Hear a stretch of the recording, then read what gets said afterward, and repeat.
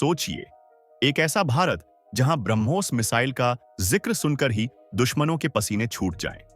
एक ऐसा देश जहां मकड़ी जैसे चलते फिरते माइंड सिस्टम बनाए जा रहे हों और जहां हर कदम पर आत्मनिर्भर बनने की कोशिश हो रही हो। तो तैयार हो जाइए, आज की खबरें आपको न केवल हैरान करेंगी बल्कि गर्व से भर देंगी। दोस्तों, ब्रह्मोस मिसाइल का नाम सुनते ही दुनिया भर में चर्चा शुरू हो जाती है।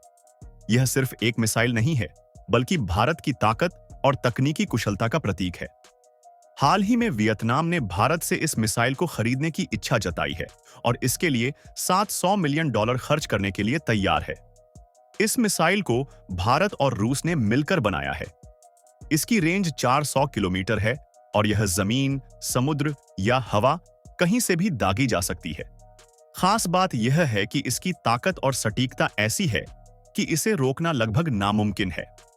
फिलीपींस के बाद अब वियतनाम ने इसे खरीदने का फैसला किया है, जिससे चीन की चिंता बढ़ गई है। चीन के लिए यह मिसाइल एक बड़ा खतरा साबित हो सकती है।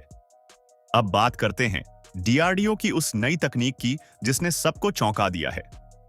दोस्तों, यह सिस्टम मकड़ी जैसा दिखता है, लेकिन असल में यह दुश्मनों के लिए एक चलता फिरता खतरा है। इसे मुकामी काजे मोबाइल रिएक्टिव माइंड सिस्टम लियोन कहा जा रहा है।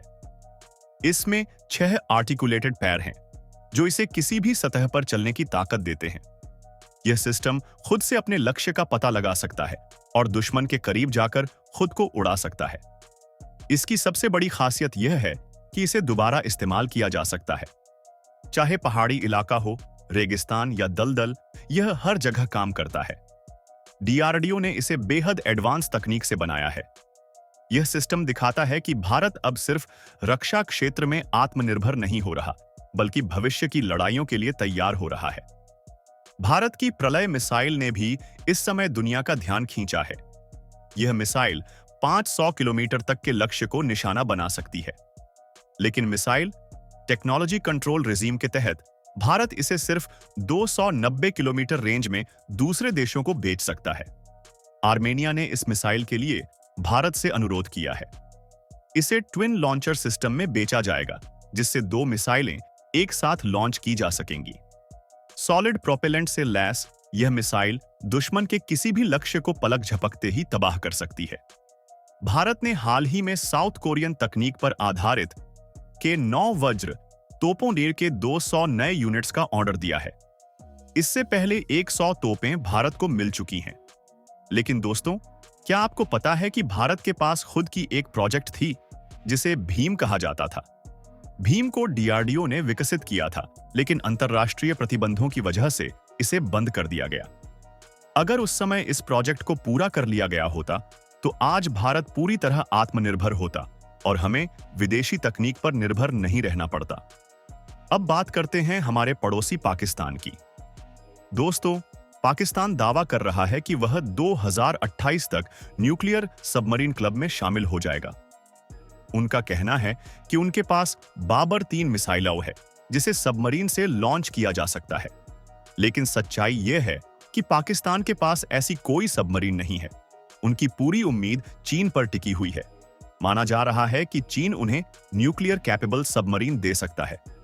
दूसरी ओर भारत यहां उनसे कई कदम आगे है।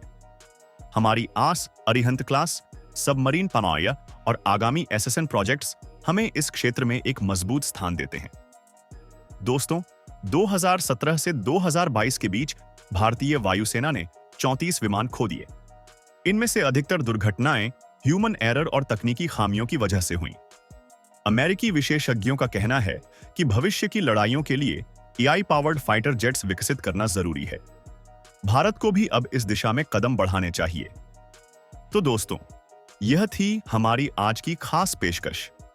भारत की रक्षा तकनीक में हो रहे इन बदलावों को देखकर हमें गर्व होता है। यह सब संभव हो पाया है हमारे वैज्ञानिकों, सेना और सरकार की मेहनत से। अगर आपको हमारा यह एपिसोड पसंद आया हो तो इसे लाइक करें, अपने दोस्तों और परिवार के साथ शेयर करें और चैनल को सब्सक्राइब करना न भूलें।